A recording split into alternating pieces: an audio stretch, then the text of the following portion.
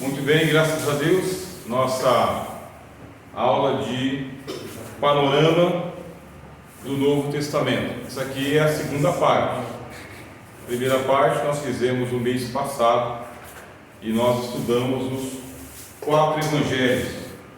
São 4 evangelhos, não são biografias, tá bem? Não cobre toda a vida do Senhor Jesus, cobre apenas o seu ministério terreno, alguns episódios do seu ministério terreno. Os evangelhos sinóticos, como nós aprendemos, são 3 evangelhos: Mateus, Marcos e Lucas, e nós temos o 4º evangelho. São chamados de sinóticos por causa que eles contam as mesmas histórias de perspectivas semelhantes, muda pouca coisa. O evangelho de João é o 4º evangelho, sempre vai ser estudado como o 4º evangelho. Aqui nós temos um único livro de história no Novo Testamento, que é a história da igreja ou a história do Espírito Santo com a igreja. Um único livro de história. Lá no Antigo Testamento nós temos 12 livros de história. Aqui nós temos um apenas. E aqui nós temos a parte doutrinária. Na parte doutrinária nós temos 13 cartas do apóstolo Paulo e nós temos 5 que são chamadas de epístolas universais. Está vendo aqui? Então, até aqui você tem teologia paulina. As 13 cartas são de teologia paulina, sendo que nós fazemos uma divisão entre epístolas e cartas. Epístolas são essas aqui de cima, que são escritas para igrejas. Cartas escritas para pessoas, embora que não deixe de ser carta. Carta de Paulo a Corinto, ou carta de Paulo aos Tessalonicenses, mas para a gente poder fazer aqui uma diferenciação, ficou assim: epístolas para igrejas, cartas para pessoas. Nesse caso, aqui são as epístolas chamadas universais. Por quê? Porque as cartas de Paulo são escritas para a igreja que está em Roma, a igreja que está em Corinto, a igreja que está na Galácia, a igreja que está em Éfeso, a igreja que está em Filipos, a igreja que está em Colossos, a igreja que está em Tessalônica. Mas e aqui? Aonde que está a igreja dos hebreus? Dispersa pelo mundo inteiro. Onde está a igreja de Tiago? Dispersa pelo mundo inteiro. Onde está a igreja de Pedro? Dispersa. E essa igreja de João? Dispersa. E para quem que Judas escreveu? Por isso são chamadas de universais. Em que sentido? A igreja que está no mundo. Esta igreja que já está espalhada pelo mundo inteiro. Onde quer que esta carta seja lida, ali está a igreja. Onde estiver a igreja, ali estará a carta dos apóstolos. Então essa aqui é a designação teológica, tá vendo? Teologicamente é assim. Por que a carta de Coríntios na NVI, ela tem no capítulo 13, ela tem 14 versículos? Tem que ver o manuscrito que eles usaram, né? Depende do manuscrito. Então tem manuscritos que tem a divisão em capítulo diferente. Essa divisão em capítulo não faz parte da original do texto. É uma divisão tardia. Aí as editoras, as juntas bíblicas, as associações, como a Sociedade Bíblica do Brasil, depende dos manuscritos que eles estão utilizando. Aí vai ter diferença sim. Quer dizer, que os ingleses, que a NVI via Inglaterra, Estados Unidos, a NVI está seguindo outro tipo de manuscrito.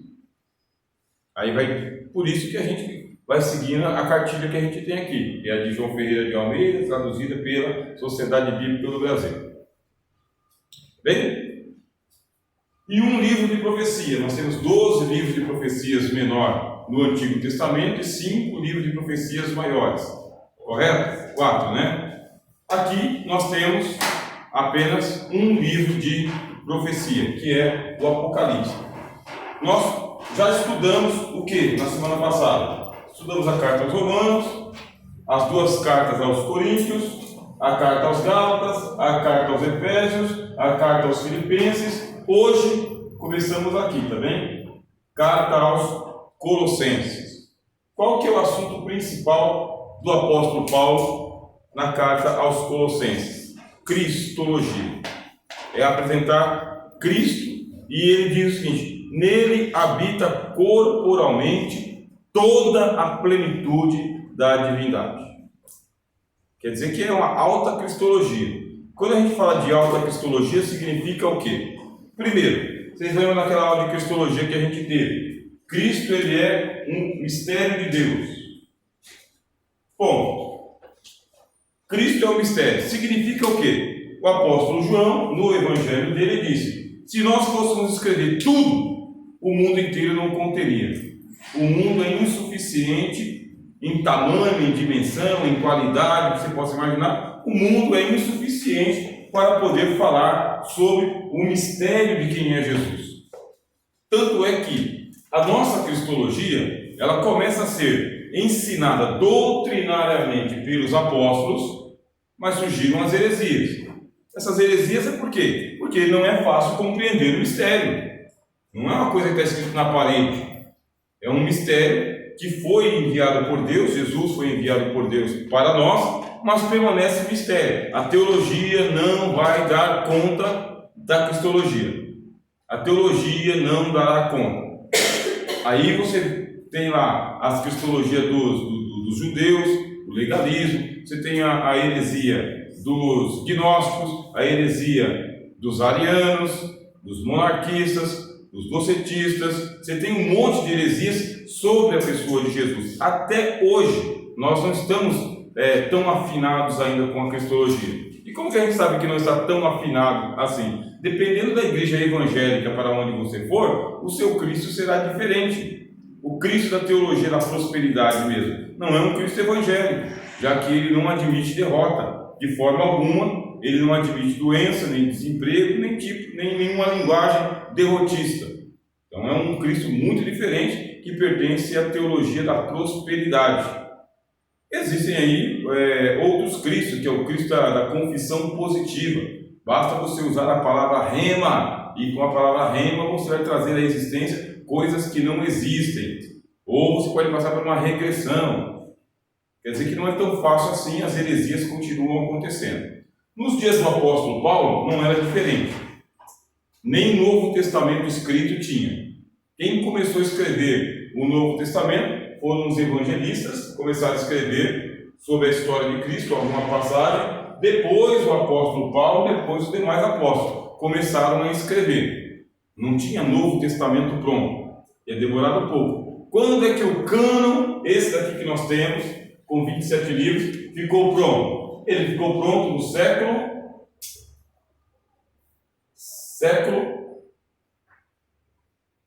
IV. Século IV, depois que Constantino parou com as perseguições contra a igreja, depois que Constantino concedeu a paz romana, depois que Constantino transformou os templos pagãos em basílicas cristãs, depois que o Constantino convocou o concílio de Nicéia. Quem é Constantino? Ele era um crente? Não. Era um cristão? Não. Quem que era Constantino? O imperador de Roma. Só depois que a igreja teve paz política é que os bispos, os pais da igreja, começaram a falar sobre canonização do Novo Testamento. E demorou quanto tempo? 4 séculos. Muito tempo sem Bíblia escrita. E para poder dizer qual livro é canônico, qual livro não é canônico, muito trabalho. Até lá, heresias sobre a pessoa de Cristo. Sempre houve e, infelizmente, haverá. Continuará havendo, e não muito longe de nós. Qual que é a heresia que o apóstolo Paulo está combatendo na carta aos Colossenses? É justamente a heresia gnóstica. Qual que é a heresia gnóstica? De que Cristo, ele era aparentemente um ser humano. Aparentemente. Essa era a heresia gnóstica judaica, chamada de docetismo, tá bem? Vou escrever aqui o nome da heresia. Ó, a heresia, o nome dela é esse aqui, ó. Docetismo.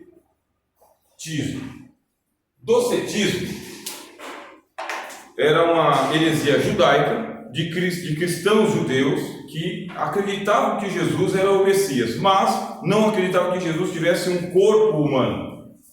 ele tinha apenas uma aparência de um corpo humano. Nesse mesmo tempo, vai surgir aqui a carta do autor aos Hebreus, porque Jesus está sendo confundido como sendo um anjo, um dos grandes anjos que Deus houvera criado. Jesus deveria ser um anjo, ou um espírito evoluído, um eon. Um eon é um espírito de outra dimensão. Quem que é Cristo? Será que a gente tem que defender a cristologia ou pode deixá-la se perder?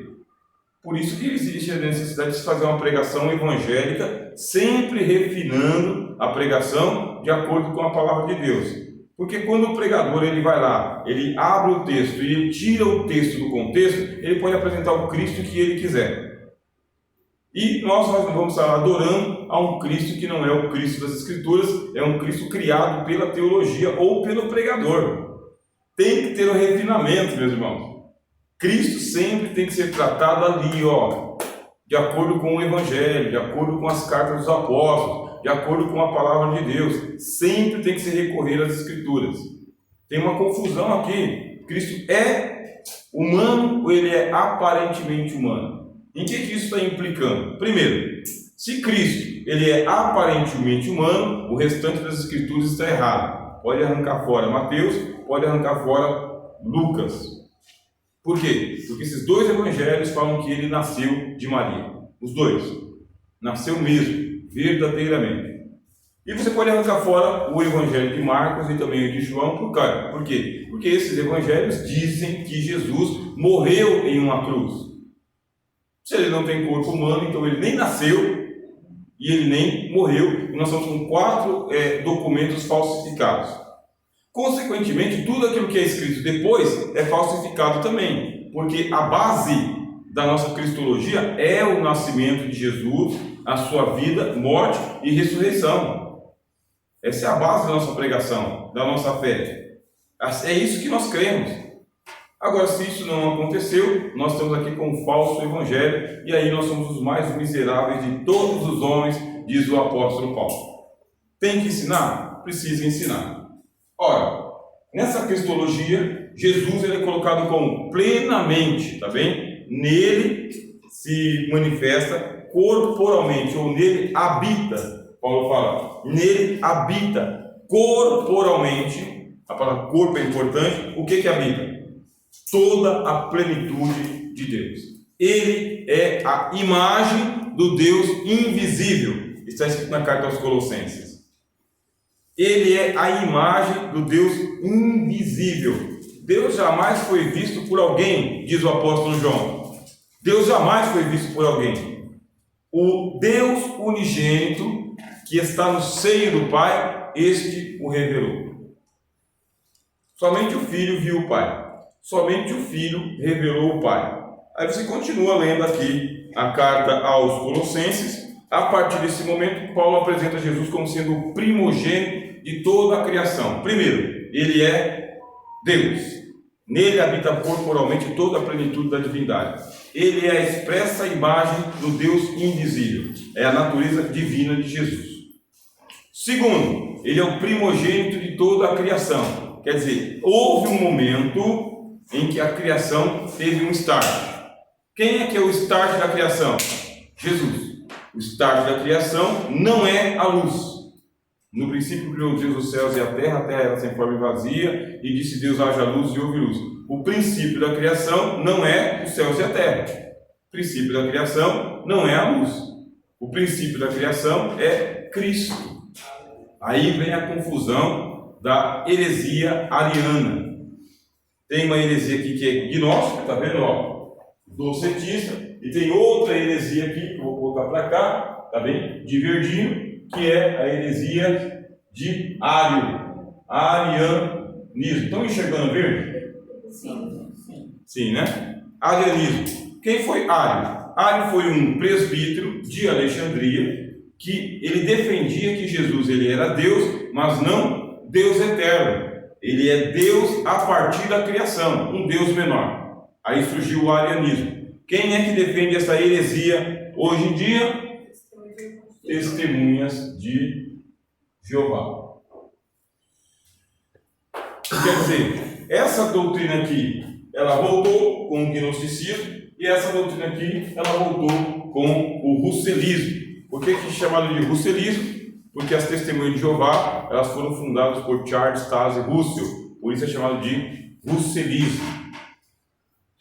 O que está sendo atacado aqui? Está sendo atacado, de um lado, a humanidade de Jesus, do cetismo, e do outro lado, a divindade de Jesus. As duas naturezas de Cristo.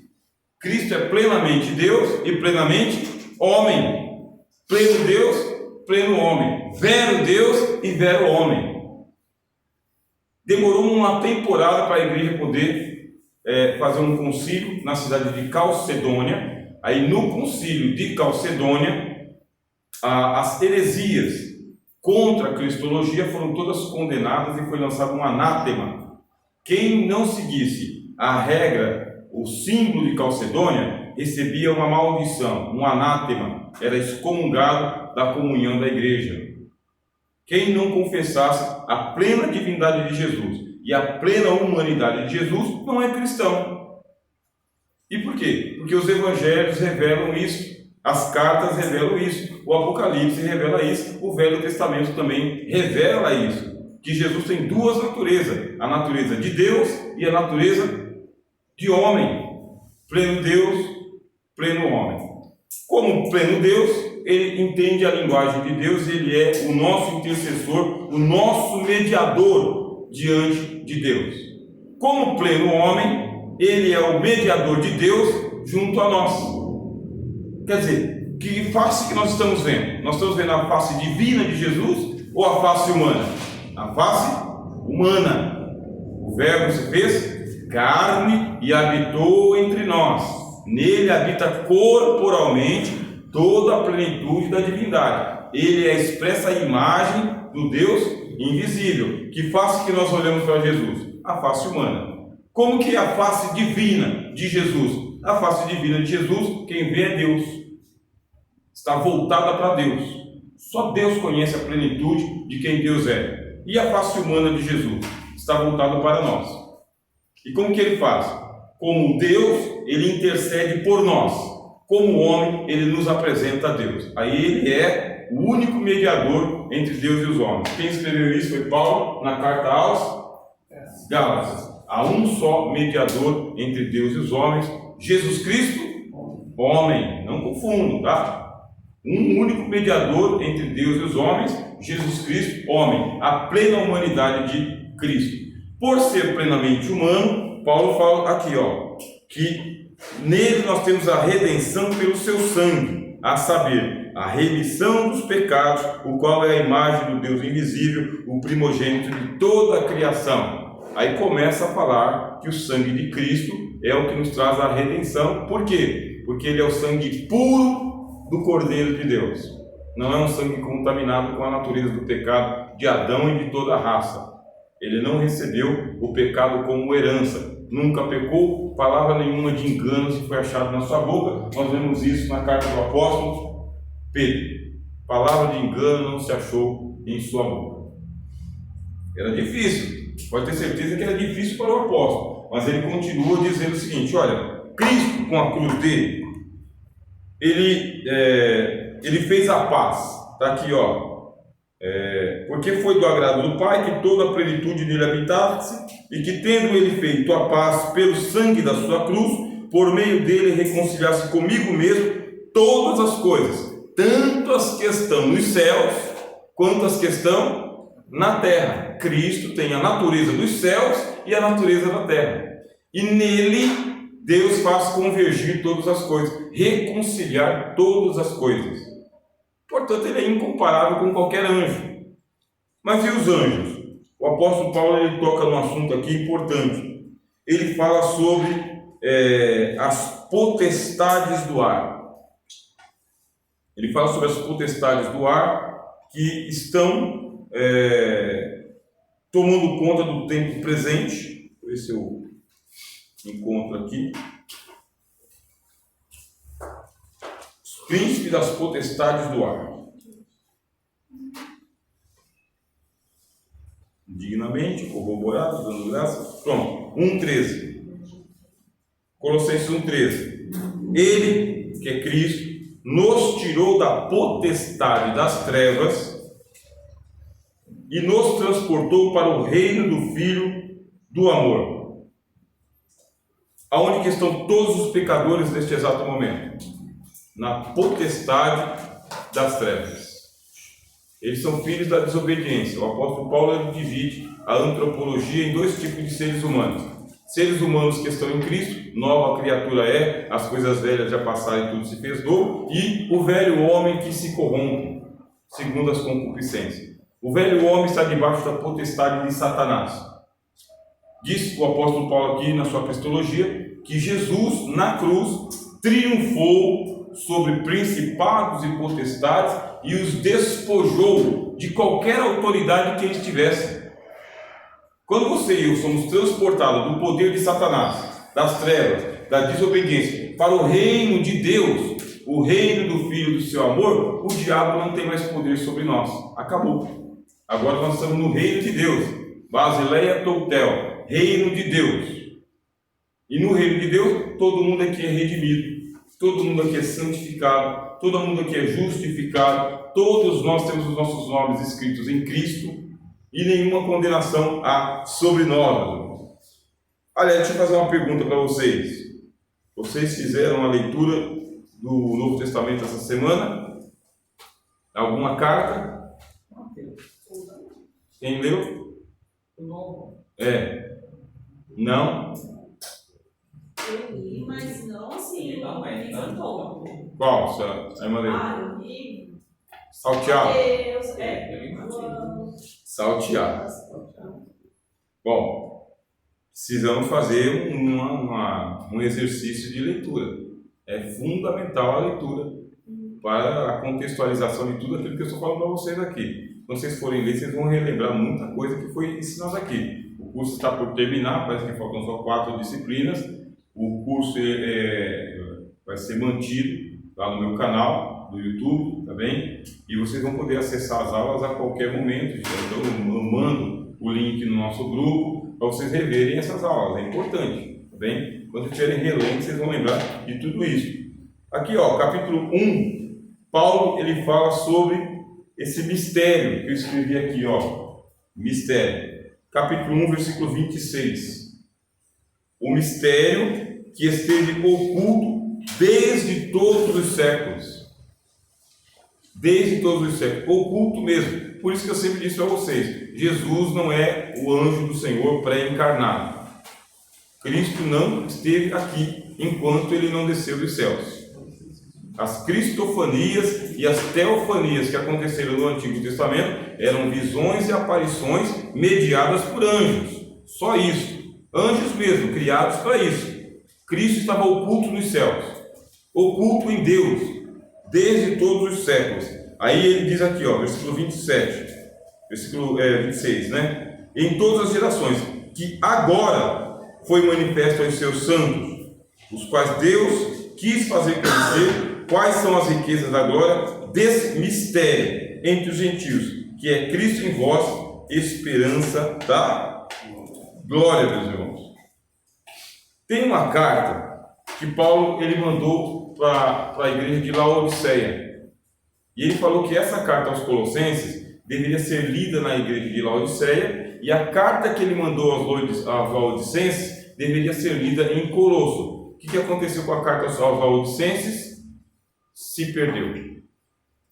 Não temos essa carta. Mas Paulo escreveu uma carta aos Laodicenses. Muita coisa que o apóstolo Paulo escreveu sumiu. 2 cartas que ele escreveu para a igreja de Corinto sumiu. A carta aos Laodicenses sumiu também. Paulo tinha inimigos e havia inimigos que não aceitavam o apostolado de Paulo. Então esses inimigos, eles ou não guardavam as cartas ou destruíam as cartas.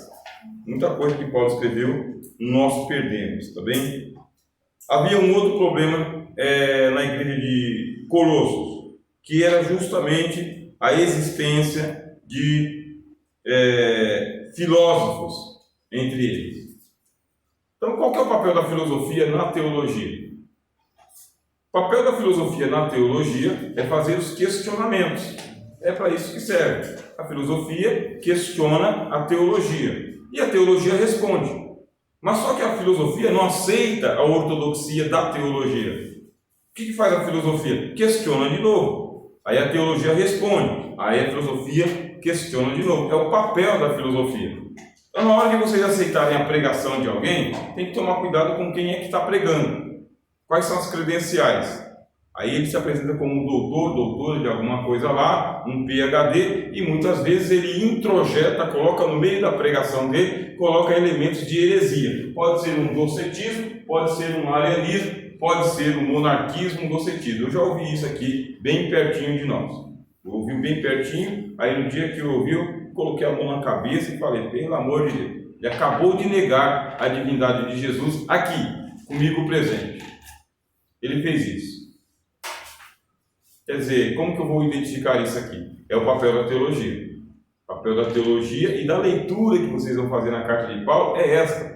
Porque fazendo a leitura, quando o cara soltar a heresia lá, vocês pegam na hora. Isso aqui está contradizendo aquela passagem. Isso aqui está contradizendo aquela passagem.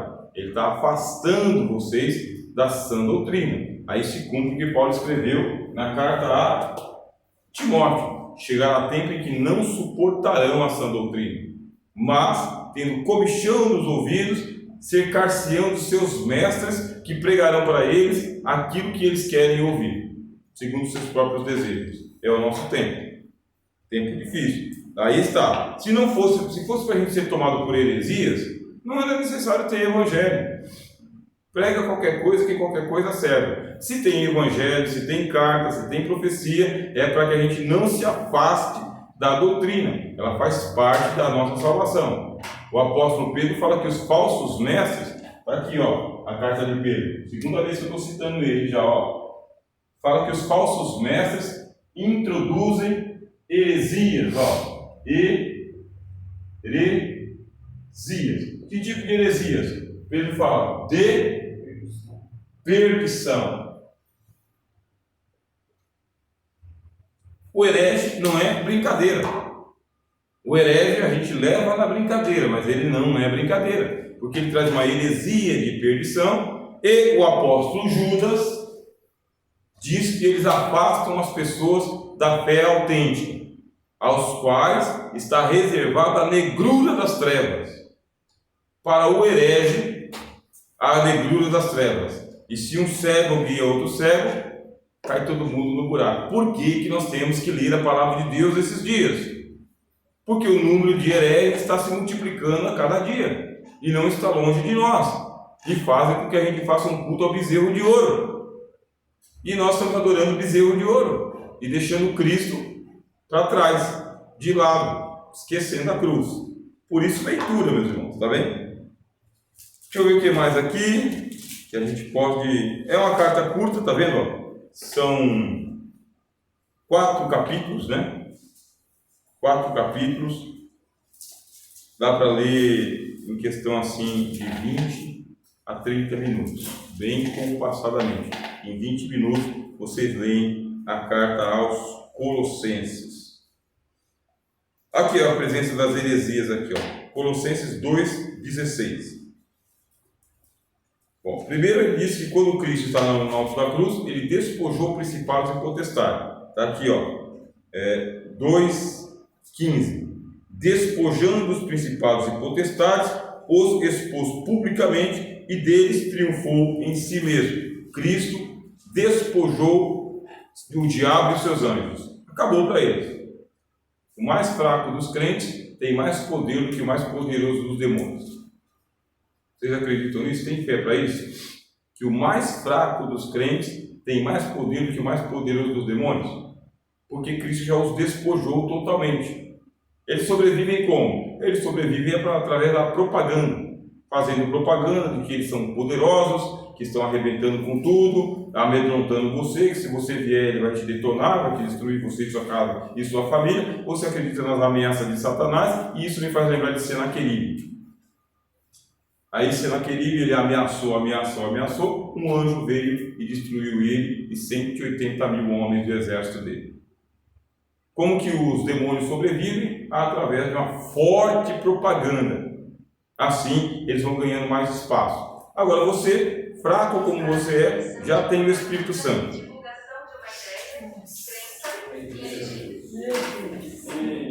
É a presença do Google. Participar da aula. Também, dá o palpite dela. Sem problema. Por isso, no versículo 16, Paulo diz assim: portanto, ninguém vos julgue pelo comer ou pelo beber, ou por causa dos dias de festa ou lua nova ou dos sábados, que são sombra das coisas futuras, mas o corpo é de Cristo. Versículo 18: ninguém vos domine a seu bel prazer, com pretexto de humildade, culto dos anjos, metendo-se em coisas que não viu, estando de baldes inchado na sua carnal compreensão. É a intromissão da filosofia na pregação cristã. Filosofia fica no campo da filosofia. Teologia aqui em sala de aula. Pregação, vamos levar o mundo todo, com a Bíblia aberta. O que nos leva agora para a próxima carta, tá bem? As duas cartas que Paulo escreveu aos Tessalonicenses. Qual que é o problema que está acontecendo na igreja de Tessalônica? O problema é o seguinte: os Tessalonicenses eles não receberam o Evangelho igual os bereanos. Paulo chegou em Bereia. Lá em Bereia, o que Paulo pregava, havia uma turma que conferia nas Escrituras o que Paulo estava pregando. Aqui é um problema grave, hein? Olha só que eu vou dar uma coxada agora. Dar uma apertada nos parafusos. O crente assembleano é um crente tessalônico. Por que é um crente tessalônico? Porque o cara pode pregar o que ele quiser, que ele não será nem contestado e ele não será depois nem sabatinado. Nós temos uma fraqueza muito grave em relação ao conhecimento das Escrituras. E essa nossa fraqueza é grave. Paulo, quando chegou em Bereia, o que ele dizia? O pessoal, Bíblia, vamos conferir. Ele citou Isaías, vamos para onde? Isaías. Ele citou Jeremias, vamos para onde? Jeremias. Ele citou Moisés, vamos para onde? Deuteronômio. Ele citou Daniel, vamos para onde? Daniel. Ele não citou, anota aí, não tem base. Essa aqui é a igreja de Bereia. Por quê? Porque o pregador itinerante vai embora e a igreja fica. O pregador itinerante vem, prega 1 ou 2 ou 3 dias no dia da festa, né? Pega o cachê dele e pega no mundo. E vocês? O ano inteiro aqui. O ano inteiro. E dependendo do que ele soltar, ele pode causar uma celeuma, uma confusão num departamento. Uma profecia falsa, uma hermenêutica falsa. A gente toma cuidado porque a gente é crente, Assembleia de Deus, Ministério do Belém. Se você cair nisso aí, você merece cair. Isso não existe. Isso não existe. Não existe selo de qualidade teólogo do Belém. Esquece isso. Tá? Não tem. Teólogo do Belém hoje ele está tão encharcado de tantas heresias quanto qualquer teólogo. O que eu faço? Bíblia. Conferindo Escritura com as Escrituras para ver se é assim mesmo que confirma. Não importa porque não tem selo de qualidade. Eu venho aqui e trago uma saudação amistosa do meu pastor presidente, não sei quem. Tempo depois eu fico sabendo que o pastor presidente está preso porque ele assassinou alguém. Então não interessa. Bom, por isso o apóstolo Paulo fala, mesmo que um anjo vier do céu, carta aos Gálatas, mesmo que um anjo vier do céu, ou alguém por epístola, por carta, como se fosse de nós, se ele errar na doutrina, se ele vos anunciar outro Cristo, diferente daquele que já vos temos anunciado, seja anátema. Paulo joga um anátema. Um anjo, você está jogando um anátema num anjo? Sim. Num cara que veio aqui em nome do pastor presidente aqui, tempos depois ele sai da mídia. Portanto, eu me resguardo, palavra com palavra, Bíblia com Bíblia, Escritura com Escritura. Se não conferiu com isso, glória a Deus, eu não dou. De jeito nenhum. Tem uma coisa que deixa a gente meio estranho, é esse negócio de vire para o lado, levante a sua mão e dê glória a Deus. É a aeróbica de Cristo. É meio animador de auditório. Traz lá o Gugu lá, ressuscita ele lá que fica mais legal. Não dá. Né? Por isso qual que é o problema que a gente está vendo aqui? Lá em Bereia o pessoal confere. E quando Paulo chega aos Tessalonicenses, em Tessalônica, ele diz o seguinte, olha, no livro de Atos ele fala, os crentes de Bereia foram mais nobres do que os crentes de Tessalônica, porque os crentes de Bereia conferiam nas escrituras que Paulo pregava, e os de Tessalônica só ouviu falar. Você pega as duas cartas dos Tessalonicenses e o Paulo fala, vocês não lembram que isso eu vos falava quando estava convosco? Vocês não lembram? Eu estava convosco, eu ensinei isso para vocês. Qual que era o problema lá? Surgiu uma turma dizendo, se Cristo vai voltar, para que trabalhar? Qual que é a lógica? Cristo veio, daqui a pouco ele volta, para que eu vou trabalhar? Construir minha casa, meu patrimônio, cuidar dos meus filhos, minha fazenda. Não, a igreja que nos sustente. Vamos aqui, de oferta em oferta, de culto em culto, não sei o quê. Aí Paulo falou, tem uma turma entre vocês aí que são desordeiros. Eles não gostam de trabalhar. Eles não veem que eu trabalho com as minhas próprias mãos? E Paulo disse, então é o seguinte, quem não trabalha, não come. É a regra simples. Anotai esses desordeiros que andam entre vós aí. Mas qual que é a teologia deles? Cristo está às portas. E Cristo voltará. No mesmo embalo, surgiu uma turma dizendo o seguinte, já voltou. No mesmo embalo, são os adventistas do último dia. Tem os do sétimo dia e tem a Igreja de Jesus Cristo dos Santos dos Últimos Dias e tem os adventistas do Jesus veio e nos levou, né? Essa é a Igreja de Tessalônica.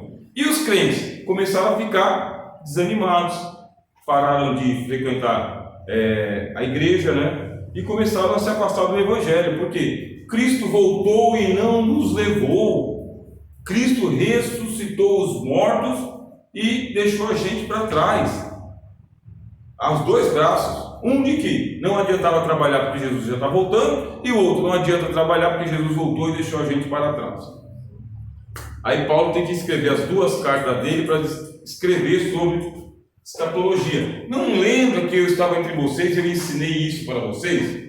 É o seguinte, olha, o passo a passo. Aí Paulo fala, passo a passo. Primeiro, não será assim. Não será assim, sem que antes venha a apostasia. Deixa eu escrever apostasia aqui. Vou parar aqui em cima, né? Para a gente ganhar a luz. Passo a passo da escatologia de Paulo para a volta de Jesus. Olha, eu já ensinei isso para vocês. Paulo abriu o livro de Daniel e Paulo fez pregações no livro de Daniel. Na pregação de Paulo ele fala, não será assim sem que antes venha a apostasia. O que é apostasia? Abandono da fé.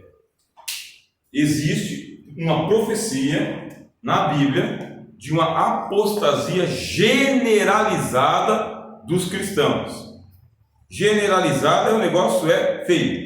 Ou como disse o Senhor Jesus, se aqueles dias não fossem abreviados, nenhuma carne se salvaria. Cristo disse, quando vier o Filho do Homem, haverá fé na terra? É um descaminho da fé cristã. Um descaminho. Vocês sabem que nesse exato momento nós estamos aqui no Brasil. O nosso Brasil, ele está passando por um contexto de marxismo. O marxismo é uma doutrina política de ateu. Num estado marxista não se adora Deus algum. Na Nicarágua, mais de 240 levados ao paredão. Essa semana mesmo, mais padre lá está sendo levado para o paredão. A Nicarágua está debaixo de uma ditadura marxista comunista. A coisa lá está solapando. As leis anticristãs estão sendo assim assinadas em mais de 70 países neste exato momento. Leis anticristãs. A Bíblia, que antes figurava lá nos palácios de Brasília lá, foi retirada. qualquer sinal de simbolismo cristão foi retirado também. E agora projetos e mais projetos de lei sobre a Bíblia, as falas homofóbicas da Bíblia, qualquer texto que contenha um teor homofóbico, se for citado em um ambiente religioso como esse, vai o pastor e todo mundo. Vocês têm dúvida de que a Polícia Federal vai parar na porta da igreja e levar todo mundo preso? Depois do 8 de janeiro, eu não tenho dúvida. Não tenho dúvida. A gente tem vídeo de muitas dessas pessoas aí que entraram nas igrejas e ficaram infiltrados lá gravando e pronto, chama a tropa. E a tropa vem. O negócio é que a tropa vem, fecha a igreja, leva o pastor e quem está lá dentro. Pronto. Eles pegaram lá e colocaram todo mundo no comboio do ônibus lá e prendeu todo mundo. Pronto. Esse é o Estado brasileiro. Estou falando da Nicarágua, estou falando o que aconteceu aqui. Por isso a gente não tem dúvida. E quando a profecia diz que vai acontecer uma apostasia, o abandono da fé cristã, é porque quando o Filho do Homem vier, não achará fé na terra. Se aqueles dias não fossem abreviados, nenhuma carne se salvaria, mas por causa dos escolhidos, aqueles dias serão abreviados. Para agravar, Paulo fala, sem que antes venha a apostasia e se manifeste quem? O homem, ele coloca assim, homem do pecado, filho da perdição, iníquo. Olha só os nomes bonitos que é dado para a figura do anticristo. E se manifesta o homem do pecado, o qual se levanta e se opõe contra tudo que se adora ou se chama Deus. Ele vem na linha do comunismo. Ele vem nessa linha. Você tem um país chamado China, que está debaixo de uma cortina de ferro, aonde a adoração a Deus não pode ser um ato público, é uma coisa extremamente controlada. Se alguém realmente foi pego ali num ato de culto, de proselitismo, de conversão, é prisão e desaparecimento. O camarada que tomava conta do regime chinês, na gestão passada, ele foi preso publicamente diante das câmeras e do Congresso chinês. E a igreja na China anda debaixo de muito escrutínio. Existem passagens que podem ser lidas e não pode ser distribuído Bíblia para lá e para cá não, por causa que é prisão e exílio e morte. Isso aí é a China, isso aí é a Coreia do Norte, isso aí é Cuba. Tudo ali é regrado, vigiado, denunciado e ponto final. Aí você fala, mas é muita gente no mundo. Não, não é muita gente no mundo. Com esse sistema do iníquo aí, a coisa vai se alastrando cada vez mais. Essa é a escatologia de Paulo. Tem que acontecer o abandono da fé, a igreja se afastar do evangelho mesmo, vai se manifestar o homem do pecado, filho da perdição, o iníquo a quem o Senhor desfará pelo esplendor da sua vinda e pelo sopro da sua boca. A vinda desse iníquo, diz o apóstolo Paulo, a vinda desse iníquo é segundo a eficácia de Satanás. Eficácia de quem? De Satanás. Satanás com todos os prodígios da mentira. E aí Paulo explica por quê? O mistério da injustiça, parece até ministério, né? Tem o ministério da justiça e tem o mistério da injustiça, né? Os dois é a mesma coisa. Está mudando, não? Né? Vim aqui, o iníquo juiz, para você me fazer justiça. Eu sou uma pobre viúva, diz a parábola, né? E o iníquo juiz fala, não quero nem saber. Então, o mistério da injustiça opera, e é segundo a eficácia de Satanás para trazer o anticristo ao mundo. A gente vai chegar aqui no Apocalipse, a gente vai estudar Apocalipse, né? Depois de Judas, a gente vai estudar Apocalipse. Aí a gente vai deixar aulas para o Apocalipse mesmo. A gente vai ver a besta que sobe da terra, a besta que sobe do abismo e a batalha do dragão nos céus, e ele dando todo o poder dele para o anticristo. Quer dizer, o que o diabo faz lá no mundo das trevas, vai haver um homem no mundo dos homens que faz tudo o que ele quer e não tem ninguém que impede ele. É um Hitler, é um Mussolini, é um cara desse tipo, só pode. É o quem? É o Lex Luthor, só que não tem nenhum super-homem, só tem Kryptonita. O cara faz o que quer. A gente olha assim, não tem ninguém, não tem Congresso, não tem Senado, prefeito perde mandato, governador é preso, ex-ministro da Justiça é encarcerado, ninguém impede a marcha dele, ninguém. Quem está por trás de um cara desse aí? O diabo. O diabo é o príncipe das potestades das trevas que vai fortalecendo essa pessoa. Ninguém. Quando você lê o Apocalipse, diz que ele faz guerra aos santos e os vence. Lá no capítulo 13 de Apocalipse, ele faz guerra aos santos e os vence. Então nós estamos vivendo o mistério da injustiça, a chegada do iníquo vem ao mundo. Só Cristo vence o anticristo, tá bem? Só Jesus vence o anticristo. Nem as duas testemunhas do Apocalipse vencem o anticristo. Só Cristo pode vencer o anticristo. Por isso que todo mundo vai abandonando a fé. Não vai ser um ou dois Pedro, não. Vai ser uma geração de Pedro, negando a Jesus, negando a Jesus, negando a Jesus, negando a Jesus e negando a Jesus. Quando teve a pandemia, as igrejas, as Assembleias de Deus do outro ministério, no Rio de Janeiro, impuseram sobre os crentes a apresentação da certificado de vacinação para entrar no culto. Se o cara não pegasse lá e mostrasse que ele estava vacinado, ele não entrava no culto. O outro ministério que saiu de nós. Aí o pessoal falou, eu não acredito nisso. Então acredito em fada. Aconteceu. Nem foi o governo do anticristo. Aí os caras chegaram lá e falaram, os diáconos ficaram machos, né? Cadê o seu certificado de vacinação? Tem não, pode entrar no culto não, irmão. É ordem do pastor, né? E os irmãos, para adorar a Deus, foi lá e falou, por isso não, está aqui o certificado com 1, 2, 3, 4, 5, quantas doses você quer, né? E pronto. Vocês viram isso, que isso aconteceu. A igreja aderiu ao protocolo sanitário. Por quê? Porque senão um irmão contaminava o outro irmão e aí a igreja ia ser culpada. Quer dizer, você pegava o Covid em qualquer lugar, em nenhum lugar você pegava o Covid. Mas na igreja, com afastamento, com a fita no meio, com a máscara, teve uns irmãos que ganhou bastante dinheiro vendendo máscara, álcool em gel, 3 doses de vacina e o Covid se arrastando. Quer dizer, a coisa agora é assim, não tem o que escapa, não tem o que impede. É um cenário apocalíptico? É. Escatológico? É. O mistério da injustiça já está operando? Está. O iníquo está no mundo? Se o iníquo não está no mundo, o diabo está trabalhando bem, porque ele chegando, diz que ele se levanta e se opõe contra tudo que se adora, ou se chama a Deus.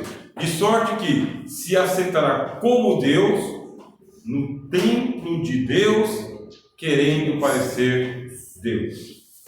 Pronto, isso já aconteceu? Ainda não. Aí Paulo fala, então, Jesus não voltou ainda. Jesus não voltou ainda, isso não aconteceu. Mas e se aconteceu a gente não está sabendo? Aí Paulo escreve de novo dizendo o seguinte, pessoal, vocês andam dizendo que os mortos já ressuscitaram, Jesus já voltou. O céu se abriu? Não, porque quando ele vier, aí ele diz, acontecerá assim, ele virá mediante uma trombeta de Deus. Vai acontecer o toque de uma trombeta. A trombeta soará.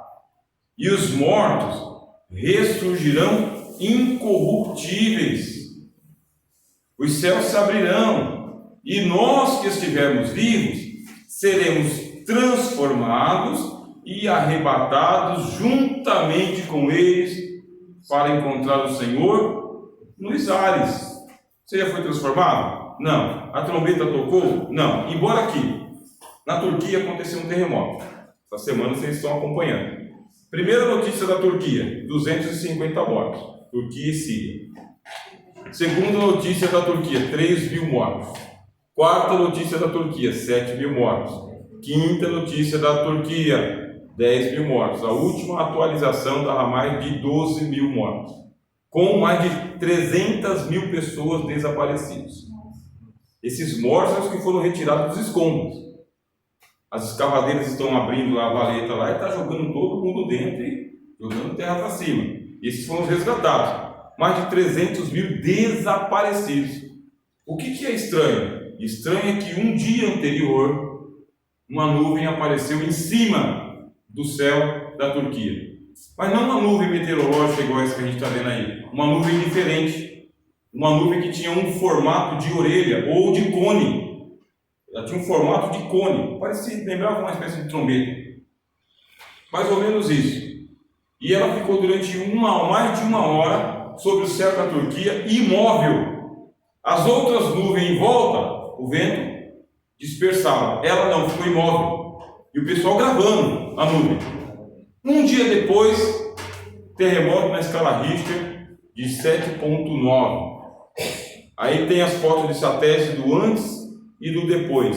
Só devastação. Com o terremoto, os mares começaram a avançar. E lá fui eu pesquisar onde fica a Turquia. A Turquia fica naquela região da Eurásia. Onde é a Eurásia? É onde está a Rússia e a Ucrânia. Onde mais? Quem está lá? A China também. E quais rios que estão lá? Tigre e Eufrates. Pertinho do lugar onde pousou a Arca de Noé. É naquela região que existe profecia no livro de Ezequiel, capítulo de número 36, do ajuntamento das nações. É naquela região que está a Turquia e mais para baixo está a Síria. Jesus falou de terremotos, guerras, fomes, pestilências, nesse cenário apocalíptico ou escatológico. E nós aqui no Brasil, com as chuvas vindo e levando casas e casas. A minha casa entrou água. Toda essa chuvarada aí, minha casa entrou água e só a clemência de Deus. Mas eu passei por aí de Uber por aí fora, as casas foram embora no bueiro. Perderam tudo. Rio de Janeiro, toda essa região. E estamos nesse cenário aqui. Quem é que vai surgir? O anticristo. O cenário está preparado para a chegada do anticristo. Professor, eu sei que a gente é pré-tribulacionista e tudo, mas esse homem aí, esse anticristo vai surgir só depois que Jesus voltar, isso? Porque a gente já está vendo que já está sendo tudo preparado, já o sistema, já está tudo pronto, assim, praticamente, para implantar uma nova ordem. Mas e esse governador? Tudo indica que nós vamos ver, mesmo sendo pré-tribulacionistas, né? Existe o princípio de dores. Então, no princípio de dores, certamente é princípio de dores. A igreja está aqui, do jeito que está hoje. O cara vai chegar aí e vai fazer tudo que a gente está vendo aqui, o ensaio acontecer no Brasil, vai fazer e a gente não vai perceber, porque tanto Cristo quanto o apóstolo Paulo falam que é um laço debaixo do pé. O laço está armado. Ele já está sendo preparado, né? Está às portas, está na forma. É a nossa geração. Você tem o Papa de Roma negando a Bíblia, negando Cristo, o Papa de Roma. Está fazendo a negação pública. Você vê o Papa de Roma beijando o anel dos rabinos de Jerusalém. Está se fazendo agora uma união das 3 religiões monoteístas.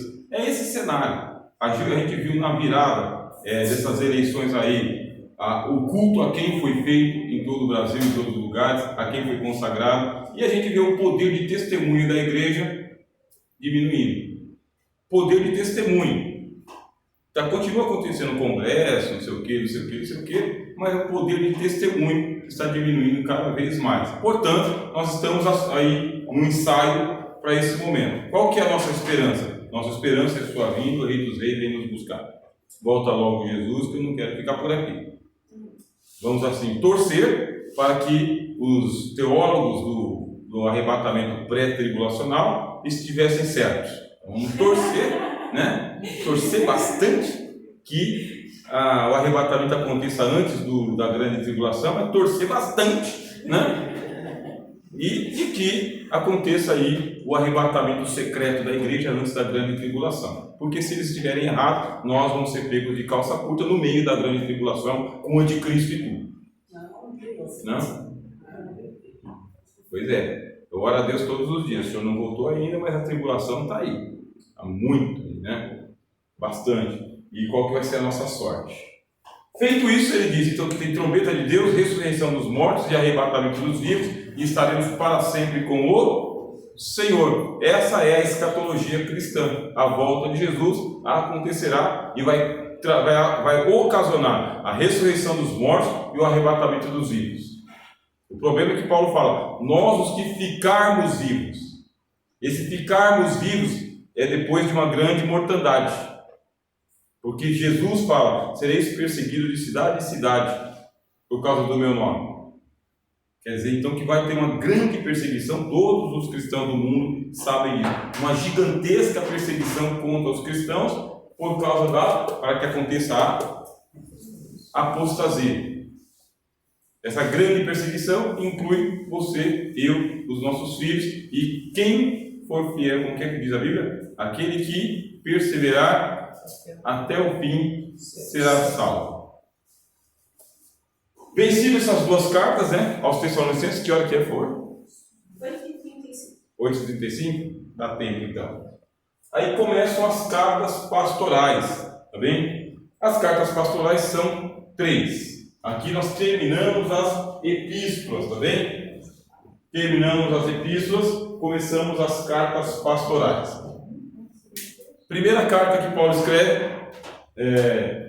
2 cartas a Timóteo.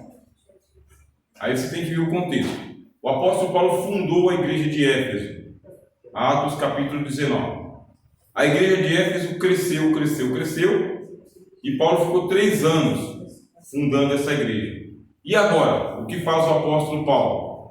Paulo coloca ali Timóteo como sendo o bispo da igreja de Éfeso. Qual que é o problema? O problema é que Éfeso tinha um ministério muito pujante, muito poderoso. Você vê que Paulo, quando está sendo preso indo para Roma, ele manda chamar os presbíteros da cidade e o pessoal ali chora com a partida de Paulo. Era uma igreja forte. Quem Paulo deixou no lugar dele? Timóteo. Só que Timóteo ele era um discípulo do apóstolo Paulo, por isso ele teve que fazer mentoria pastoral. Essa mentoria pastoral é a formação de um novo pastor. Fala como que um pastor precisa se portar. E Timóteo, quando ele estava diante daquele ministério e da cidade de Éfeso, Timóteo ele se intimidava. Era igreja demais para Timóteo, de igreja demais.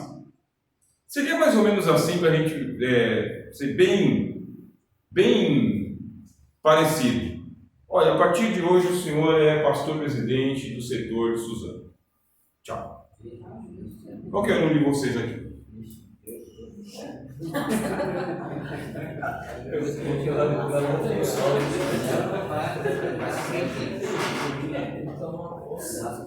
Você olha e fala o seguinte: que preparo que eu tenho para tomar conta de quase 70 congregações no setor de Suzano. Que preparo que eu tenho. Quando você vê o tamanho que é a igreja e o tamanho que você é, aí você fala, mas eu fui empossado aqui pelo apóstolo Paulo. Só que o nosso pastor Davi, quando ele chegou aqui no setor de Suzano, só ele sabe o quanto de pessoas disse, o que esse moleque está fazendo aqui para mandar em mim. Porque muitas pessoas que eram velhos de ministério, um monte deles, rejeitaram o pastorado do pastor Davi. Rejeitaram. Mudaram de setor, foram entregar ele lá na sede do Belém, um monte de gente. Quem é, não sei, não quero saber, só sei da história. Né? Mas a gente vê que não é tão simples assim. É você, sua família, aí tem um pessoal que se acha dono do patrimônio, dono da igreja, dono do púlpito, dono de tudo. Aí você tem que tomar conta de um setor desse tamanho assim. Ora, o pastor Davi foi chamado por Deus, bateu o pé, chorou aos pés de Jesus. Agora, passados aí questão de 5 anos, né, é que tem uma aceitação a mais. mas é uma aceitação que eu garanto para vocês, não é unânime, tá? Garanto que não é unânime. Ninguém tem unanimidade. Não tem unanimidade. No mundo a gente tem aflições, mas tem de bom ânimo. Eu venci o mundo. É muito difícil. Paulo coloca o Timóteo lá, na igreja de Éfeso, tem o presbitério de homens que são corroborados, e tem Timóteo. E Timóteo não está conseguindo exercer o pastorado dele com plenitude, com fortaleza. Por isso ele escreve: Deus não nos deu o espírito de covardia, mas sim de fortaleza no Espírito Santo. Eu rogo-te que você lembre o dom de Deus que você recebeu com imposição de mãos do ministério. Você tem que se lembrar disso, Timóteo. Você tem que se fortalecer. E tem que exortar todo mundo. Tem que exortar não sei quem, as mulheres, as mais velhas como se fossem sua mãe, as mais novas como se fossem suas irmãs, os mais velhos com todo respeito e gravidade. Ninguém despreze a tua mocidade. Primeira carta ele enviou. Aí Timóteo, ganhei aqui um reforço da mentoria do meu pastor. Mesmo assim, ministério é ministério. Vocês são uma doçura. Tratar com vocês é uma doçura. A membresia da igreja é uma maravilha. O problema é aquela turma que senta atrás da pecinha, chamado culto. Esses aí são um problema. Todos nós que estamos no ministério, a gente é uma dureza para quem tem que tomar conta do ministério. A gente tem uma opinião forte. Vocês lembram dos 12 espias de Moisés? 10 contra e 2 a favor? E essa é a verdade. Quantos dão uma saudação verdadeira? Quantos são verdadeiros? Quantos? Se nós que não somos nada, já sofremos uma leve perseguição de meia dúzia de falsos, imagina quem é alguma coisa. Pode falar, minha irmã. Não, aconteceu um fato, Suzano, né? Tem até hoje. Um irmão, esse irmão fez todos os estudos, assim, ele foi uma chamada, ele sempre falou que ele foi chamado por Deus para ser um obreiro na casa do Senhor e ser um pastor de mais para frente. Mas por causa de uma pessoa só, ele nunca pegava o cargo. Aí pastor Paulo veio para Suzano, aí pastor Paulo falou assim: olha, vou chamar fulano para levar para o Belém. Aí essa pessoa levantou e falou: não, mas aquele irmão não. Aí o pastor Paulo falou para ele: mas por que você não gosta dele? Ele te fez alguma coisa? Ele falou: não, nunca nem conversou comigo, mas eu não vou com a cara dele. Faça Mas assim. quanto tempo ele ficou no banco? 30 anos. Eu sei, é isso aí. É desse jeito. 30 anos ele ficou no banco. Por causa de um desafeto qualquer. Aí a esposa dele, olha como que Deus é maravilhoso. Aí a esposa dele falou com Deus, porque ele falou assim, foi em dezembro. Ele falou assim: se até janeiro não acontecer assim, eu vou sair desse ministério. Não vou mais perder, vou parar. Porque eu sei que Deus me deu a chamada, mas por causa de pessoas, não quer liberar. Não era Deus, era pessoa. Aí Deus deu para a esposa dele fazer um jejum, uma oração. Um dia que fosse na sede, visse o pastor Paulo sozinho, chegasse com o pastor Paulo e falasse com o pastor Paulo. E ela fez desse jeitinho. Aí foi um dia, ela foi na sede, chegou lá, estava vazia a igreja. Aí o pastor Paulo vinha vir. Aí ela falou: pastor Paulo, senta aqui, eu preciso falar com você. Pastor Paulo, acontece assim. Aí ele falou assim: não, eu já sei. A pessoa não gosta do seu marido, mas agora o seu marido vai para o ministério. Depois de 30 anos. Essas coisas acontecem mesmo aqui, Uma pessoa? nas igrejas. Tem muita coisa assim. Uma pessoa. Agora você imagina você ser Timóteo, né? Tem que tomar conta de uma igreja gigantesca. Aí Paulo escreveu a primeira carta e ele falou: olha, se você tiver alguém entre você aí que quer chegar no episcopado, fica tranquilo, excelente obra deseja. Vamos organizar o ministério. Como que se organiza o ministério? Bem, vamos começar com os diáconos. Aí coloca as regras para o diácono. Que seja marido de uma só mulher, que tenha bom testemunho dos que estão de fora, seja não espancador, não bebedor de vinho, porque se ele fizer uma excelente obra, ele vai estar dando um bom testemunho e ele vai poder prosseguir no ministério dele. E para ser bispo, excelente obra deseja. Aí coloca mais umas qualidades para se tornar bispo. Organiza o ministério. Você está aí para organizar o ministério. Ninguém aqui é eterno. Nessa terra, vai ficar tranquilo. A gente vem e a gente vai. Do jeito que veio, vai. Todo aquele que é nascido do Espírito é assim. Ouves a sua voz. Não sabe de onde vem e nem para onde vai. Só Deus sabe. As coisas passam. Portanto, no tempo que a gente está aqui, vamos organizando o ministério. Aí Timóteo tinha que estabelecer o diaconato e o presbitério da igreja. Aí depois Paulo pega e fala: mas não imponha as tuas mãos precipitadamente sobre a cabeça de ninguém. O que significa isso?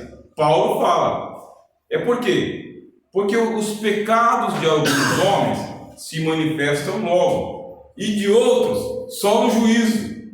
Portanto, não é por camaradagem, não é por ficha corrida, não é porque cheguei com um paletó novo, então estou te dando um carro aqui, não é por causa que o meu dízimo brilha mais do que todo mundo, não pode ser por parcimônia, partidarismo, preferentismo, nada por isso.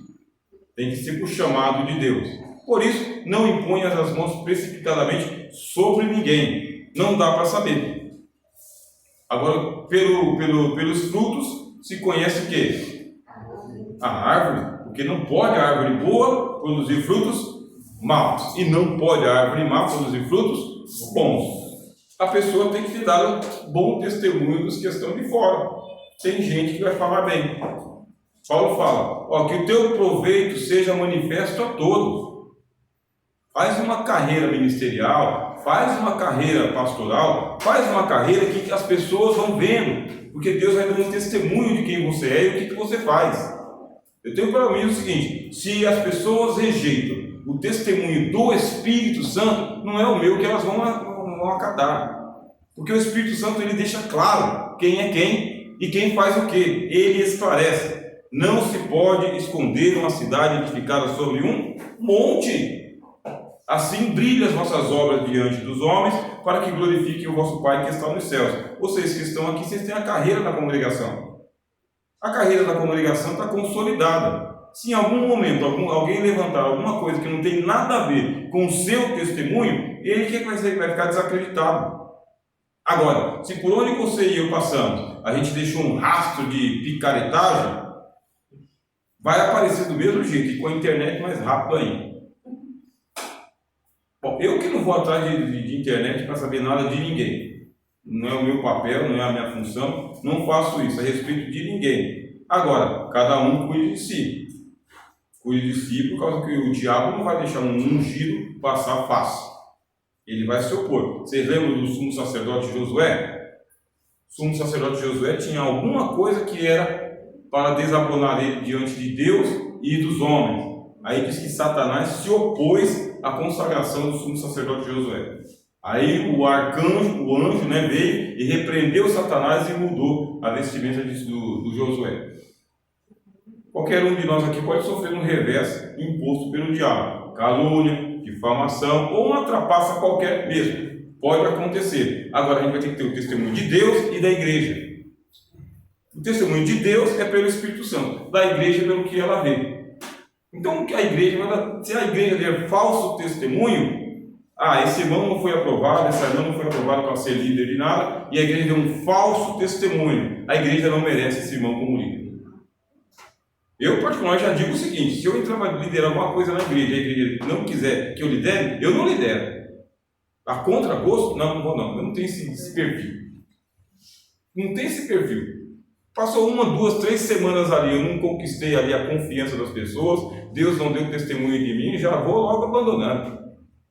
Não tem muita paciência para isso, sabe? Mas tem alguns generais hoje que eles batem o pé e falam: não, quem manda sou eu. Sofre ele, a família dele e a igreja que não gosta dele. Aí daqui a pouco tá aí: ora por mim que eu estou com câncer. Lógico. Não, o Senhor Jesus ele falou: entrou na cidade, a cidade não te recebeu, bate o pó da roupa e vai embora. A contragosto? Não. A contragosto de jeito nenhum.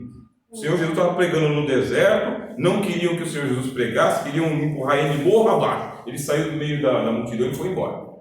É essa ética que eu sigo. Não me quer? Não tem problema, cara. A amizade continua a mesma. Não, o senhor está concordando. Aí na visão dele é que o senhor está concordando. A visão dele é assim. Não, Deus tem um chamado comigo, não vou me acovardar. O problema não é nem assim entre os liderados, assim, entre as pessoas, mas entre líderes. Tem líderes de outro departamento que fica assim interferindo e se metendo, assim, atrapalhando o líder de outro departamento. Aí se for contra líder, eu fico. Aí fica líder. Se for líder contra líder, aí eu fico. Aí eu fico. Me importa pouco. Mas líder ciumento, líder carnal, ixi, meu. Sem perdão. Deu até briga por causa de espaço. Eu vou ensaiar em tal lugar. Não, é meu grupo que fica aqui. Não é o seu grupo. É assim. Aí você fala, é seu grupo, você morreu por ele? Derramou uma gota de sangue por ele? Seu grupo. É patrimônio, não. Então, quando é líder, a gente muda um pouquinho a postura. Mas o importante é a membresia. Né? Ou como diz o pastor Davi, Deus não dá igreja para pastor, Deus dá pastor para a igreja. Então o pastor tem que pastorear a igreja e a igreja tem que acatar o seu pastor, né? Tem que recebê-lo. Não recebeu no primeiro mês, segundo mês, começou a esvaziar a igreja, não sei o quê, tchau. Está limpando. Não, Eu sou Mas Chiquinho tem razão, porque dependendo da situação, às vezes realmente Deus permite que a igreja esvazie, sair aí geral que tá causando coisa e troca o povo. Aqui já aconteceu isso. Já aconteceu isso. Esvaziou, encheu de novo. Povo de Aí alguns vêm outros. povinho complicado isso. O RH manda embora. Eu falo para vocês. Irmãos, eu confesso para vocês o seguinte, eu só estou vindo aqui dar aula para vocês porque vocês vêm, entendeu? Vocês vêm, vocês estão aqui presentes. Se vocês tivessem acomodado, esvaziado aqui, eu percebesse que a sala tinha esvaziado por minha causa, eu não vinha não. Não vinha não. Eu dou aula na escola dominical, uma sede lá, porque pela graça de Deus os irmãos vão e são participantes. Se eu perceber que começou a sair, não gosta, não sei o que, eu vou embora. Fico não. Ninguém vai dizer, o professor Rogério esvaziou, Deus usou o Rogério para esvaziar a escola. Não. Eu estou fora.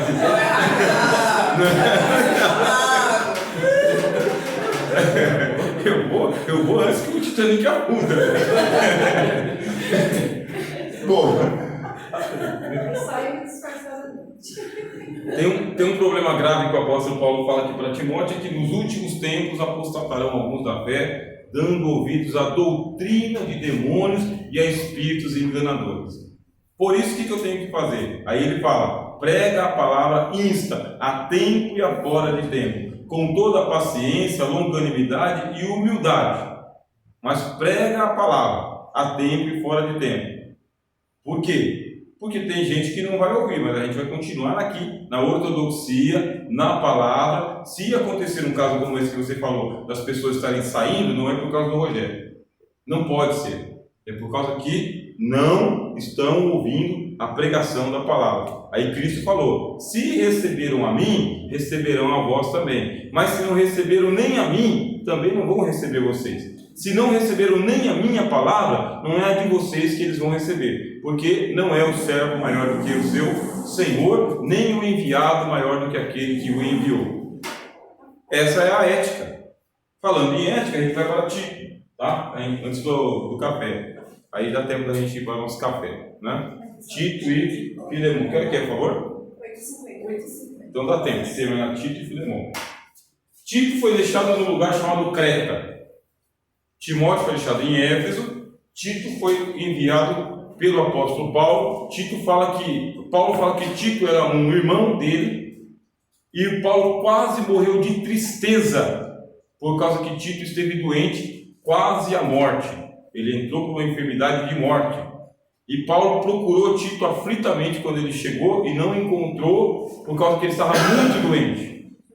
Mas Deus, aí Paulo fala, mas Deus teve misericórdia para que não me fosse acrescentada mais tristezas em cima da minha tristeza, e restabeleceu Tito. Agora que o Tito está bom, o que faz o apóstolo Paulo? Vai trabalhar.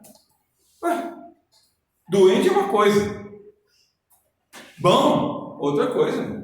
Desempregado é uma coisa, empregado é outra coisa. Essa é a situação. Quando estava doente mesmo, eu quase morri de tristeza. Deus devolveu a saúde para você, tem uma igreja para você tomar conta. Colocou Tito numa igreja boa, a igreja de Creta. E a igreja de Creta, Paulo fala, Tito, quando eu deixei você em Creta, é para que você pusesse em ordem as coisas que estão fora do lugar. Por quê? Os cretenses sabem que eles são ventres preguiçosos. São chamados de ventres preguiçosos. Era um pessoal assim, marcha lenta. Não colocava as coisas para andar. E abandonaram as boas obras. Quer dizer, e do jeito que era a cidade de Creta, assim eram os crentes de Creta também. Se vocês forem para a cidade do Índio, outras cidades aí, a igreja é parecida com o povo da cidade. É mais ou menos aquilo. A igreja não é muito diferente. Eu fui lá para Santa Catarina lá, e fui na igreja Assembleia de Deus lá. Eles são a cara da cidade de Itajaí. Diferente aqui de São Paulo, diferente de Suzano. Vocês aqui de Suzano são diferentes lá de Itaquera. Então a cidade é de um jeito e o povo da cidade é daquele jeito. E o que acontece? O reino de Deus, ele tem uma doutrina de trabalho. Aí Paulo fala, Jesus, ele veio para buscar um povo todo seu, zeloso por boas obras. Não é zeloso e de boas obras, é zeloso de boas obras. É alguém que zela por praticar as boas obras. Aí ele fala, insta com esses crentes de Creta que se apliquem às boas obras. Ó, eclesiologia aí, vida cristã. Coloca o ministério em ordem, coloca o presbitério em ordem e ensina esses irmãos a praticarem as boas obras, a cuidarem uns dos outros, trabalharem pelas coisas de Cristo, até que eu vá. Essa é a sua missão, Tito. Faça assim, uma carta bem fácil de ler, tá bem? Eu acredito que em questão de 15 minutos vocês leem a carta de Paulo a Tito. Pouco pregada em nossas igrejas, mas é nessa epístola que o apóstolo Paulo fala que a graça de Deus se manifestou trazendo salvação a todos os homens, ensinando-nos que, abandonando as concupiscências que há na carne, vivamos no presente século de uma maneira sóbria, justa e piedosa, aguardando o aparecimento do Senhor Jesus. Então a graça de Deus se manifestou trazendo salvação a todos os homens. Está na carta de Paulo a Tito. 15 minutos vocês leem essa carta. Façam esse exercício, irmãos. Leia pelo menos uma carta por dia. Meia hora aí. 3 capítulos. Aí entramos na última carta para a gente tomar o café. Filemão. Filemão, ele era um cristão de posses, tá bem? Ele era um cristão que ele era um senhor que tinha escravos. Era um irmão de posses. Então, ser rico não tem pecado algum. Ele tinha, inclusive, pessoas que trabalhavam para ele a salário e outros que eram escravos mesmo. Aí ele teve um escravo chamado Onésimo. E esse Onésimo fugiu dele. Nesse negócio que fugiu, foi capturado de novo, porque tinha uma ordem de prisão contra ele. Aí nessa ordem de prisão, vai para lá, vai para cá, Onésimo foi preso. E ele foi preso justamente na mesma cela que o apóstolo Paulo, na mesma cadeia que o apóstolo Paulo. Nisso aí, o que faz o Onésimo? Conta a história. Conta a história de que ele fugiu e de que o senhor dele era um cristão chamado Filemão. Parece que ele conhecia Filemão, parece que havia algum laço de amizade, mas não dá para ter certeza, tá? Isso aqui é uma suposição. Ele fala com muita confiança, mas ele fala que ele fala com a confiança porque ele é o apóstolo e o Filemão é um aristocrata. Qual que é o pedido do apóstolo Paulo? É pela alforria de Onésimo. É a única vez no Novo Testamento que você vê o apóstolo fazendo uma carta pedindo libertação dos escravos. É um Castro Alves, né? Escrevendo lá contra a escravidão. Porque a escravidão era natural. Se você ler o Novo Testamento, Jesus falou muitas vezes sobre o Senhor e o escravo. Senhor e o escravo, Senhor e o escravo. Não existe nada na ética cristã. Por isso, eclesiologia, aqui é ética. Tá vendo? Não tem nada no Novo Testamento contra a escravidão. Essa escravidão que a gente conheceu no Brasil, etc. O tempo antigo era assim. Ou você era um empregado, ou você era um escravo. Ponto. Não tem alternativa. O que faz Paulo? Está pedindo a alforria de Onésimo. Em nome da amizade. Aí Paulo fala, em nome do amor. Se Onésimo estiver devendo alguma coisa para você, coloca na minha conta. Olha, mas Paulo está preso. Paulo tem uma ocasião que ele tem dinheiro nem para pagar a passagem. Ele fala isso. trabalhei com as minhas próprias mãos para não ser pesado a ninguém. Ironia de Paulo, né? Ele mesmo fala, vigília muitas vezes, jejum muitas vezes. Paulo é o apóstolo dos pés sangrentos. Quase não tinha ninguém para subsidiar o ministério dele. E ele está dizendo, eu vou coloca a dívida de Onésimo na minha conta. O que Paulo está dizendo? É a conta do amor. Estou pedindo pela libertação de Onésimo. Outra coisa, quando você libertar Onésimo, manda ele de volta para mim aqui. Eu estou mandando ele para ti, não mais como um escravo, mas agora como um homem livre. Quando ele voltar para você, dê uma carta de alforria para ele, uma liberdade para ele poder me servir aqui, na cadeia onde eu estou. Essa que é a ideia do apóstolo Paulo na carta a Filemão, de um único capítulo. Não temos resposta. Não sabemos se ele foi atendido ou se não foi atendido. Presumimos que foi. Presumimos que ele foi atendido por Filemão, mas você não pode dizer foi atendido. É aquela carta do vai, mas não sei se volta. O que essa carta nos ensina? De que nós podemos fazer intercessão por alguém que está numa situação de precariedade. Nós podemos colocar o nosso pescoço a prêmio por uma situação de alguém que está em situação de precariedade, de dificuldade, etc. E tal. E outra coisa que a gente aprende também é que nós não devemos sancionar essas discriminações que acontecem na sociedade. Não nós. Então a gente não entra pelo caminho do racismo, nós não entramos pelo caminho do racismo, nem da perseguição de seu ninguém contra seu ninguém. Por mais que a gente tenha a nossa doutrina cristã, a nossa luta não é contra carne e sangue. Então nós não lutamos contra negros, brancos, ricos, pobres, gays, héteros, velhos, criança, judeu, africano. A gente não luta contra ninguém. Isso não faz parte da nossa ética. Jesus não ensinou isso. Jesus não praticou isso. Em Cristo, essas coisas elas são niveladas para outro campo. Nós recebemos todos como irmãos e somos irmãos uns dos outros, indistintamente. A gente não fica numa perseguição contra o rico. Eu não sou marxista. Para ficar, o rico, não sei o que. Não. E também não fico numa perseguição contra o pobre, porque eu não sou um capitalista selvagem. Nada trouxemos a esse mundo e dele nada nós levaremos. Cristo se fez pobre por amor de nós. Ele nos ensinou, assim como eu vos amei, amai-vos uns aos outros também. Quem muda as pessoas é Cristo, por meio do Evangelho. Se Cristo e o Evangelho não mudar a pessoa por dentro, não adianta dar uma recapeada lá e perseguir. Por isso não adianta. Chegou o tempo de eleição, esse negócio todo, a gente tem que tomar aquele cuidado que eu já falei para vocês anteriormente aqui. A gente sabe que a situação é mar que não dá para peixe. Por isso, a gente vai até o ponto B. Do ponto B para lá, vamos perseguir, vamos fazer não sei o que, não sei o que, não sei o que, aí já não pertence mais à nossa ética. Jesus ele chega a dizer o seguinte, olha, bem-aventurados sois vós, quando mentindo, disserem todo mal contra vós por minha causa. Assim fizeram também aos profetas que foram antes de vós. Amém? Amém. Café.